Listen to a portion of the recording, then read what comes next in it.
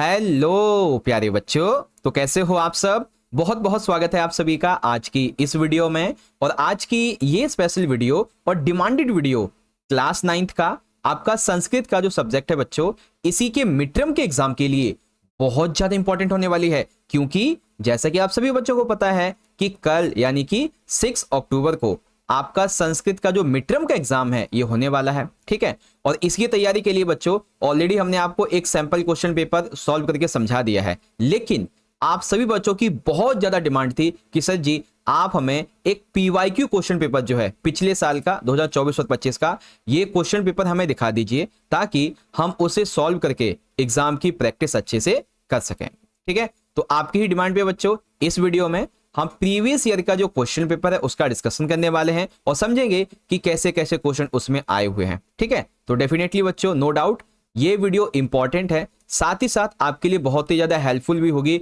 आपके कल के मिड टर्म के एग्जाम के लिए, ठीक है। चाहे आप मॉर्निंग शिफ्ट में हो या फिर इवनिंग शिफ्ट में, दोनों के लिए वीडियो रहने वाली है। तो चलो शुरू करते हैं बिना देरी करते हुए, ठीक है। तो बच्चों देखो, पेपर में 19 आपके क्वेश्चन होने वाले हैं और इस तरीके का आपका पेपर का पैटर्न रहेगा जैसा कि हमने आपको सैंपल पेपर में बताया हुआ है बच्चों, ठीक है। पहला रहेगा 10 नंबर का, दूसरा 15 नंबर का, तीसरा 25 नंबर का और चौथा आपका 30 नंबर का, ठीक है। अब यहाँ पे एक चीज और सुनो बच्चों, मुझे ना ये प्रीवियस ईयर का ना एक पीडीएफ मिला था, एक बच्चे से मैंने मंगाया, तो पीडीएफ थोड़ा ना अच्छा नहीं था, इसीलिए मैंने इस पीडीएफ को कन्वर्ट करके टेक्स्ट में आप सभी के लिए यहाँ पे अच्छे से डिजाइन किया है, ताकि आप इसको अच्छे से पढ़ सको प्रीवियस ईयर का, ठीक है। मॉर्निंग और इवनिंग दोनों के लिए है, वैसे तो मॉर्निंग का था लेकिन हमारे लिए तो दोनों के लिए इंपॉर्टेंट है ना। तो देखो खंड का है आपका अपठित अवबोधनम 10 नंबर का, ओके। अब इसमें पहला क्वेश्चन क्या है कि आपको जो अनुच्छेद दिया गया है इसे पढ़ना है और फिर इसके उत्तर संस्कृत में लिखने हैं, ठीक है। जैसे कि यहाँ पे आपका ये अनुच्छेद है बच्चों कि एकस्मिन ग्रामे जगत पाल्यो नाम एक सज्जनो वसति, है ना। तो इस तरीके से आपका ये पैसेज है और पैसेज से रिलेटेड आपके ऐसे क्वेश्चन पूछे जाएंगे बच्चों। पहला होगा एक पदेन उत्तरत, कोई दो करने होंगे एक एक नंबर के इन तीनों में से। फिर दूसरा होगा पूर्ण वाक्य उत्तरत, इनमें से आपको करने होंगे तीन में से कोई दो, ठीक है ना। ये दो दो नंबर के आपके क्वेश्चन है। फिर आपको इसका एक शीर्षक लिखना होगा, ठीक है, एक नंबर का टॉपिक रहेगा। और यथा निर्देश के अनुसार या तो यहाँ पे एमसीक्यू में क्वेश्चन पूछ लिए जाएंगे 4, जिसमें से 3 करने होंगे, या तो नॉर्मली जो क्वेश्चन होते हैं 1 सेंटेंस में ये पूछ लिए जाएंगे। जैसे यहाँ पे एमसीक्यू है ना, तो एग्जाम में हो सकता है कि साथ आपसे केवल 1 लाइन में क्वेश्चन पूछ ले, है ना बच्चों। तो ये चीजें हैं, ओके। आई होप आप समझ गए होंगे। फिर यहाँ पे हमारा खंड नंबर खा आता है बच्चों, जो कि है रचनात्मक कार्य का 15 नंबर का, ठीक है। अब इसमें क्वेश्चन बाय सेकंड है, आपको एक पत्र लिखना है अपने प्रधानाचार्य को, ठीक है। प्रधानाचार्य को पत्र लिखना है और इसके लिए वैसे तो मंजूषा शायद ही मिले, अगर मिल जाती है तो अच्छी बात है, ठीक है, क्योंकि प्रीवियस में मंजूषा नहीं दी रखी है आपकी, ओके। अब आप कहोगे अरे सर आप तो हमें क्वेश्चन पेपर दिखा रहे हो, सॉल्यूशन कब आएगा इसका। बच्चों देखो आपकी डिमांड थी बहुत ज्यादा कि सर जी आप हमें एक बार क्वेश्चन पेपर दिखा दीजिए, तो ये वीडियो स्पेशली इसी डिमांड पे बनाई जा रही है। अगर आप ये डिमांड करते हैं कि आपको हम इस पेपर का कंप्लीट सॉल्यूशन करवाएं, ठीक है, तो कमेंट में लिख दो बच्चों, आप सारी के सारे बच्चे ज्यादा से ज्यादा आप लिख दो पीवाईक्यू सॉल्यूशन नीड, ठीक है। सारे बच्चे कमेंट में लिख दो पीवाईक्यू सॉल्यूशन नीड। अगर ज्यादा कमेंट आएंगे ना तो डेफिनेटली या तो मैं आपके लिए वीडियो बना दूंगा या तो मैं आपके लिए डायरेक्ट लाइव आ जाऊंगा सॉल्यूशन के साथ में जल्दी से बना के, ठीक है। तो कमेंट करो ज्यादा से ज्यादा और जल्दी से जल्दी। जैसे पिछले पेपर में बच्चों, पिछली वीडियो में आपको मैंने पत्र लिखना अच्छे से समझाया था, देखो ये रहा अच्छे से तरीके से पत्र लिखना, है ना, प्रधानाचार्य को कैसे पत्र लिखना होता है। और फिर यहाँ पे हमारा तीसरा क्वेश्चन क्या है कि आपको जो चित्र दिया गया है ये महाभारत का चित्र है बच्चों, जहाँ पे भगवान श्री कृष्ण जी अर्जुन को उपदेश देते हैं, है ना। अब इसी के आधार पे आपको मंजूषा दी गई है, इस मंजूषा के आधार पे आपको क्या करना है 5 वाक्य संस्कृत में लिखने, कितने 5 संस्कृत में। पिछली वीडियो का हमारा एक चित्र था बच्चों ये वाला, इससे संबंधित देखो कितने बढ़िया बढ़िया आपको हमने अच्छे से करवा रखे हैं इनके सॉल्यूशन, है ना। अब इसी में अथवा था बच्चों जलम एव जीवनम, इस पे आपको अनुच्छेद लिखना है कम से कम 5 वाक्य में, ठीक है, इन शब्दों का उपयोग करते हुए। तो पिछली वीडियो में आपको समझाया हुआ है मैंने, आप प्रैक्टिस करो इसकी। उसके बाद ये आपके सेंटेंसेस हैं, इन सेंटेंसेस को आपको संस्कृत में ट्रांसलेट करना है किन्हीं 5 को, ठीक है। तो ट्रांसलेट कैसे करना होता है ये भी मैंने आपको बताया हुआ है बच्चों, ठीक है, दिखा भी देता हूं, ये रहे बच्चों, इन सभी को कैसे ट्रांसलेट किया मैंने आपको समझाया हुआ है, ठीक है। चलो अब आता है खंड नंबर का बच्चों हमारा अनुप्रयुक्त व्याकरण 25 नंबर का, ठीक है। तो इसमें पहला जो क्वेश्चन है 4 नंबर का है, इसमें आपको संधि पद बनाना है या फिर संधि विच्छेद करना है। जैसे ये है अत्र एव, तो अत्रेव हो जाएगा, है ना। तो इसके लिए क्या हमारा संधि पद बनेगा, छाया प्लस ईव, तो इसके लिए हमारा संधि पद क्या बनेगा, प्रधानाचार्य के लिए संधि विच्छेद क्या होगा, शे अनम के लिए संधि पद क्या होगा, और सप्तऋषि के लिए हमारा संधि विच्छेद क्या होगा, है ना, इस तरीके से। और पिछली वीडियो में बच्चों आपके जितने भी ये संधि विच्छेद थे मैंने आपको बहुत अच्छे से लाइव आके सॉल्यूशन करवाया था, ठीक है। तो अगर आप चाहते हो कि ऐसा ही लाइव आके सॉल्यूशन हम इस पेपर का करवाएं तो कमेंट बॉक्स में जल्दी से लिख दो आप सारे बच्चे PYQ सॉल्यूशन नीड, ठीक है। चलो फिर आपका क्वेश्चन नंबर 6 इस तरीके से आएगा बच्चों, समुचित शब्द रूपाणी चित्तवाद स्थानी पूर्यति, ठीक है।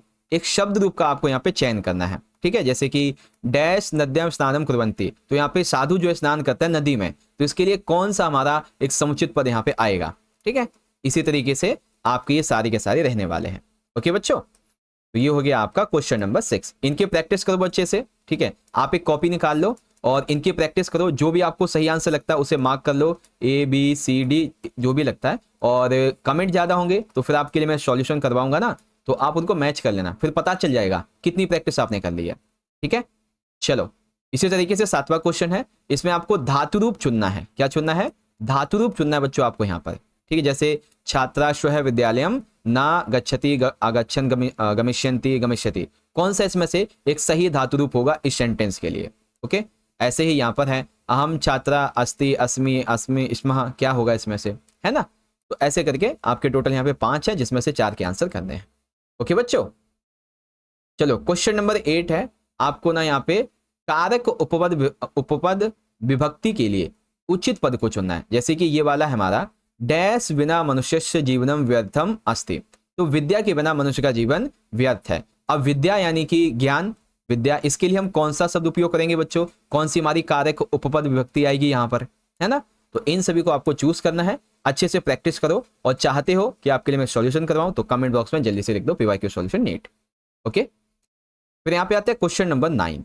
इसमें बच्चों कि रेखांकित प्रकृतित संयोज्य विभज्य व विकल्प लिखत, तो यहाँ पे देखो रेखांकित पद है नैदृश, नहीं नैदृश नहीं, दृश प्लस कत्व, ठीक है। तो इसके लिए हमारा जो सही होगा प्रत्यय के लिए, ठीक है ना, प्रत्यय के लिए कौन सा बनेगा इसका सही प्रत्यय, ठीक है। फिर भूतवा आता है बच्चों यहाँ पर, अब भूतवा के लिए हमारा कौन सा यहाँ पे सही प्रत्यय और मूल शब्द बनेगा, ठीक है। उसके बाद यहाँ पे आता है नेतुम, नेतुम के लिए कौन सा हमारा यहाँ पे सही प्रत्यय और मूल शब्द बनेगा। और आखिर में आपका ये चौथा वाला है जिसमें से हमारा जो ये विक्री है, ठीक है ना, ये वाला, इसका हमें बताना है। ओके बच्चों, चलो अब क्वेश्चन नंबर 10 है बच्चों। जैसे यहाँ पे ना आपको संख्या को संस्कृत में लिखना है। जैसे पृथ्व्याम 3 रत्नानि सन्ति, पृथ्वी में 3 रत्न है ना। 3 को क्या कहते हैं? 1 चंद्रोतम हंति, 1 को क्या कहते हैं, 45 को क्या कहते हैं, 39 को क्या कहते हैं, 26 को क्या कहते हैं, ये सब। और पिछली वीडियोस में भी आपको मैंने ये सब करवाया हुआ है, जैसे कि ये देख लो, चत्वारिशंत, त्रिशंत, नवम, षष्ठ, 2, इस तरीके से। ओके बच्चों, चलो क्वेश्चन नंबर 11 है, आपको संयोज विभाज्य उपसर्ग के रूप में निकालना है, ठीक है। इसको आपको विभाज्य करना है मूल शब्द उपसर्ग निकाल के, इसको भी आपको विभाज्य करना है मूल शब्द उपसर्ग निकाल के, इसको आपको संयोज्य करना है, उपसर्ग क्या बनेगा, मतलब मूल शब्द क्या बनेगा टोटल मिला के, ठीक है। इसका हमारा शब्द क्या बनेगा, इसमें मूल शब्द उपसर्ग क्या है, ये सब छांटना है आपको। ओके, फिर यहाँ पे आता है बच्चों क्वेश्चन 12। अव्यय पद के लिए आपको इन तीनों में से कोई 2 करने हैं कि यहाँ पे हमारा कौन सा अव्यय पद आएगा इसके बारे में। ओके बच्चों, तो ये हुआ अभी तक का हमारा खंड नंबर खा यहाँ पर कंप्लीट, जैसा कि आपने कहा था पेपर हमें दिखाना। ओके, अब आता है हमारा खंड नंबर घा, पठित अवबोधनम 30 नंबर का, ठीक है। 30 नंबर का है बच्चों। तो यहाँ पे हमारा ये 13वां जो क्वेश्चन है ये आपके गद्यांश से रहेगा, आपके चैप्टर से रहेगा, जिसे आपने यहाँ पे अच्छे से पढ़ना है। और फिर इसी से संबंधित आपसे क्वेश्चन पूछे जाएंगे, जैसे कि ये रहा, ठीक है। एक पद में उत्तर लिखना है। ये 3 क्वेश्चन है बच्चों आपके, और इन सभी का मोस्ट ऑफ द आंसर जो है आपको इसी पैसेज में मिल जाएगा, ठीक है। और फिर यहाँ पे दूसरा है पूर्ण वाक्य में उत्तर लिखना है, इन तीनों में से किसी 2 का, और ये आपके 1-1 नंबर के हैं। और सबसे आखिर में आता है बच्चों निर्देश के अनुसार उत्तर देना है, जैसे कि कत पदा चुनना है, कत पदम चुनना है, विशिष्ट पदम चुनना है, क्रिया पदम चुनना है, इन सभी में से, ठीक है ना। तो 1-1 नंबर के 3 हैं, 2 के आंसर करने हैं। तो आपका 13वां क्वेश्चन हो गया, जो कि चैप्टर से रिलेटेड रहेगा बच्चों। अगर आप चाहो कि इसका सॉल्यूशन जो है ना अच्छे से आप समझें, अच्छे से प्रैक्टिस करें एग्जाम के लिए, कल के पेपर के लिए, तो कमेंट कर दो जल्दी से, सॉल्यूशन का लाइव आ जाऊंगा फिर, है ना। जल्दी से बनाऊंगा सॉल्यूशन और आपके लिए जल्दी से लाइव भी आ जाऊंगा। फिर 14वां क्वेश्चन है अधोलिखितम पद्यांशम, ये आपको दिया गया है, ठीक है। इसको आपको पढ़ना है और इसी संबंधित आपसे क्वेश्चन पूछे जाएंगे, जैसे कि दिया हुआ है कि आपको इनमें से कई 2 प्रश्नों के उत्तर करने आधे नंबर के हैं। ठीक है। और फिर पूर्ण वाक्य में उत्तर करना है, एक एक नंबर के 3 क्वेश्चन है, किन्हीं 2 का, और आखिर में निर्देश अनुसार इनमें से उत्तर देने हैं, ठीक है ना। पर्याय पद कौन है, कर्तपद कौन है, पर्याय पदम कौन है, इस तरीके से। ओके बच्चों, तो ये आपका गद्यांश वाला रहने वाला है, पद्यांश वाले बेसिकली जो कविता जैसी होती है, श्लोक वाला। और फिर आता है संवाद, ठीक है। अब संवाद यहाँ पे देखेंगे तो चंदन का और मल्लिका का संवाद दिया गया। किसका? चंदन और मल्लिका का संवाद।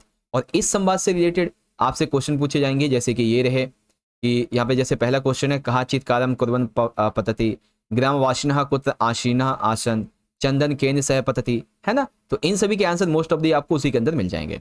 फिर आखिर में ये आता है आपका पूर्ण वाक्य में उत्तर, 3 में से 2 के आंसर करने हैं, एक एक नंबर का। और फिर आपका ये वाला आता है जिसे आप यहाँ से देख सकते हो, निर्देश अनुसार उत्तर देना है।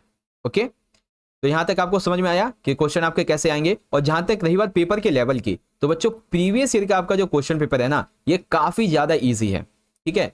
अगर इस साल भी ऐसा ही पेपर आया तो काफी अच्छा है, काफी मजा आ जाएगा, क्योंकि काफी इजी पेपर है ये, ठीक है। बाकी आएगा तो आसान ही, ज्यादा टेंशन मत लो, अभी आपके मैं प्रैक्टिस करवा दूंगा अच्छे से।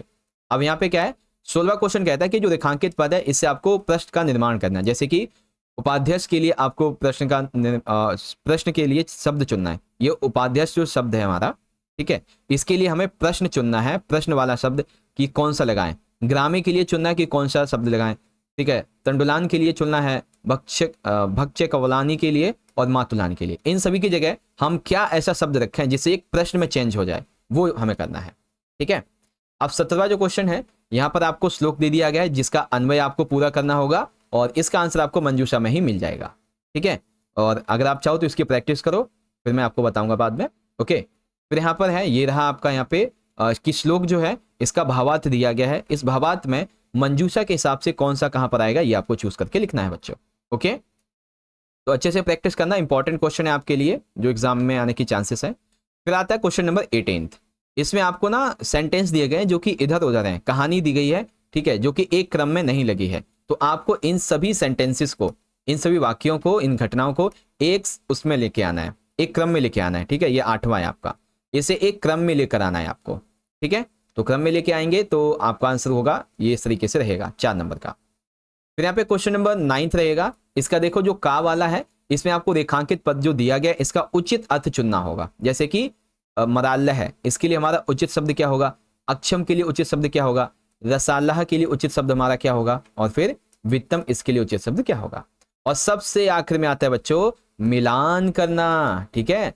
मिलान करना आएगा, 2 नंबर का क्वेश्चन होगा, इस तरीके का आपका मिलान रहेगा बच्चों, ठीक है।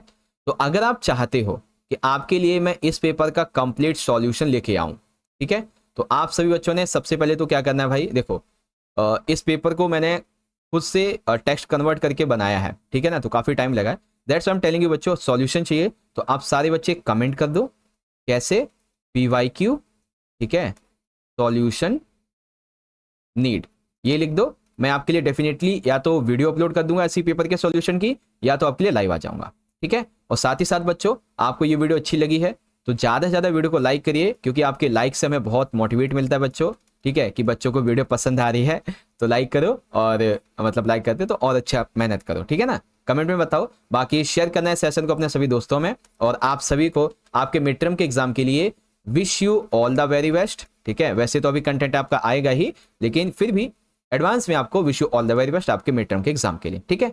मिलते हैं बच्चों आपके सॉल्यूशन वाली वीडियो के साथ में, जो कि बहुत जल्दी आएगी, या तो वीडियो या तो लाइव। ओके बच्चों, चलिए एग्जाम की तैयारी करते रहिए। बहुत बहुत धन्यवाद। जय हिंद, जय भारत, वंदे मातरम।